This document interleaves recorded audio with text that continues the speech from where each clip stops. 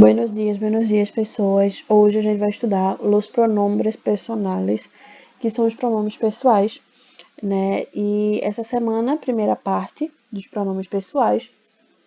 Semana que vem a gente vai começar el voseo, que é outro tipo de pronome pessoal que ocorre muito na Latinoamérica, e a gente vai estudar todas as características, todas as adequações e todas as combinações del voseo, que é muito importante para vocês que forem fazer o SSA, que eles perguntam e eles pedem el voseo para vocês saberem as características e as mudanças, né, na gramática e no tratamento, né, das pessoas. E os pronomes pessoais, como o nome já está dizendo, são os pronomes que eles vão indicar a pessoa que se fala ou a pessoa que está falando, ou também indicar uma pessoa que está recebendo a ação ou que pratica essa ação, certo? E também ela traz, o pronome pessoal pode vir também como sujeito, certo? E aí, os pronomes pessoais são parte do discurso que eles designam uma ação ou uma referência, ou seja, que pratica aquela ação ou que recebe aquela ação. E são designados só a uma pessoa gramatical, ou seja, cada pessoa, cada pronome pessoal, ela vai se referir a uma pessoa.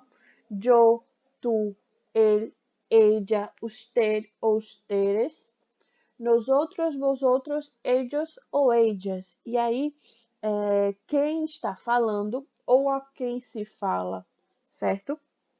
E aí eles variam de acordo com o gênero e número.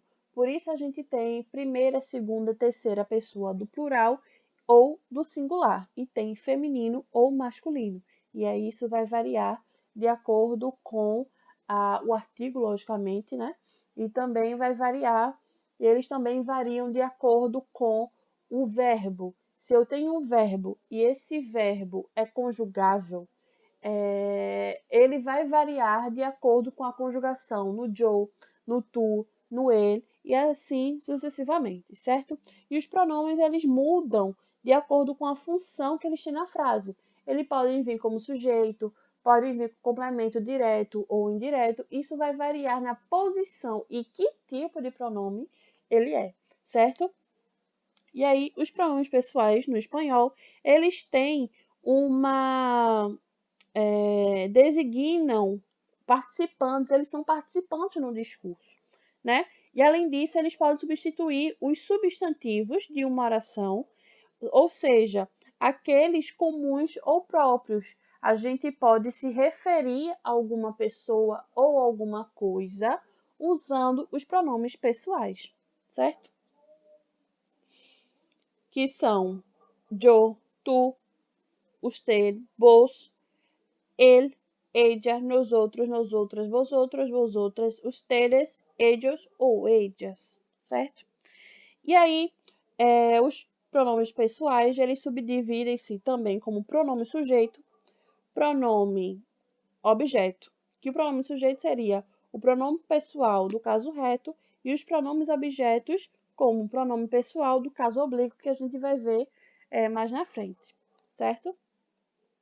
E os pronomes sujeitos são aqueles pronomes, né, que é usado pode ser usado para se referir a uma pessoa que esteja praticando uma ação.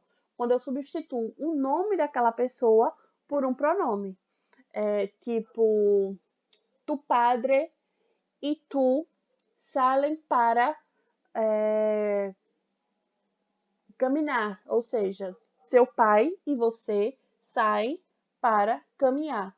Para substituir seu pai e você, eu coloco ustedes, ou seja, vocês saem para caminhar, entendeu? Então, quando a gente coloca dessa forma, nós temos a substituição do pronome para um pronome sujeito, certo?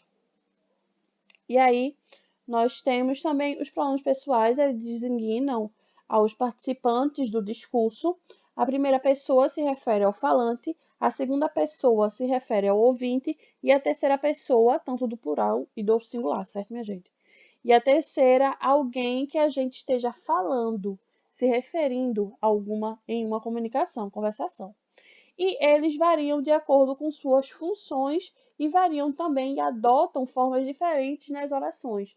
Pronto, eu tenho um pronome que ele vai suprir a necessidade como um pronome sujeito. Então, para esse pronome sujeito se formar, eu tenho um pronome pessoal do caso reto. Se eu tenho pronomes objetos, eu tenho pronomes pessoais do caso oblíquo. E aí ele vai mudando de acordo com a sua função na frase. E aí nós temos aí nossos pronomes pessoais, certo? Primeira, segunda, terceira pessoa do singular e primeira, segunda, terceira pessoa do plural. Eu, tu, vos, que a gente tem o você. Nós temos ele, ella, ustedes, né? Nós temos a primeira, segunda, terceira pessoa do singular e a primeira, segunda, terceira pessoa do plural. Nosotros, nosotras, vosotros, vosotras e ellos, ou ellas, ou ustedes. E aí nós temos yo. Eu não tenho nem ideia. Ou seja, eu não tenho nem ideia. Tu ou vos. E tu, o que necessitas? E você, o que necessita? Vos tienes razão. Ou seja, você tem razão. A terceira pessoa, ella es la jefa. Ou seja, ela é a chefa. Usted necessita algo mais, ou seja, você necessita de algo mais. Esse usted a gente geralmente utiliza como a gente utiliza no português você. Você geralmente a gente se refere a uma pessoa de uma forma formal.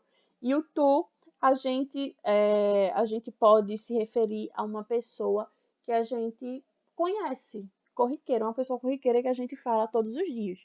Nós outros ou nós outras nos marchamos já, ou seja, nós, como eu posso dizer, marchamos, nós podemos marcar já, né? E aí, vosotros sois de aqui, ou seja, vocês são daqui. E aí o vosotros a gente utiliza de uma forma formal, muito mais formal, certo? E ellos ou ellas, ustedes, ellos no tienen las llaves, ou seja, eles não têm as chaves. E ustedes esperem fuera, por favor, ou seja, vocês esperem fora, por favor. E aí, os pronomes que atuam como sujeito na oração tendem a receber ou praticar a ação colocada. O pronome pessoal sujeito sempre concorda com a pessoa em número com a conjugação do verbo. Ou seja, se eu tenho um verbo conjugado na terceira pessoa do plural, o meu pronome vai ser da terceira pessoa do plural. E aí vai variar de variação de pessoa, de gênero e número, certo? E, por norma geral, no espanhol se omite os pronomes sujeitos, já que a forma conjugada do verbo é suficiente para indicar que pessoa se trata. E, na maioria das vezes, os pronomes pessoais aparecem expressos na oração. Aí, como acontece também no português, a gente tem essa retirada do sujeito, porque quando a gente tem principalmente verbos de terceira conjugação, tanto plural quanto singular, no português, a gente geralmente utiliza o verbo da terceira conjugação plural ou singular, na conjugação da terceira pessoa, a gente omite a pessoa. E no espanhol, a gente pode omitir todos os pronomes, certo? Que aí, quando a gente estuda verbo, quando a gente estuda a conjugação de verbo, fica mais fácil da gente entender, por exemplo, que a que pessoa aquele verbo está se referindo, no caso, se a gente souber de conjugação, né? Se a gente tiver o domínio da conjugação. Então, fica muito mais fácil da gente entender quando a gente entende aqui o verbo, a que pessoa o verbo está se referindo, né? Mas geralmente em português a gente só omite na terceira pessoa do singular ou do plural, mas no espanhol a gente pode omitir todas as pessoas. Certo, pessoas? E essa semana não tem atividade, é só até aqui.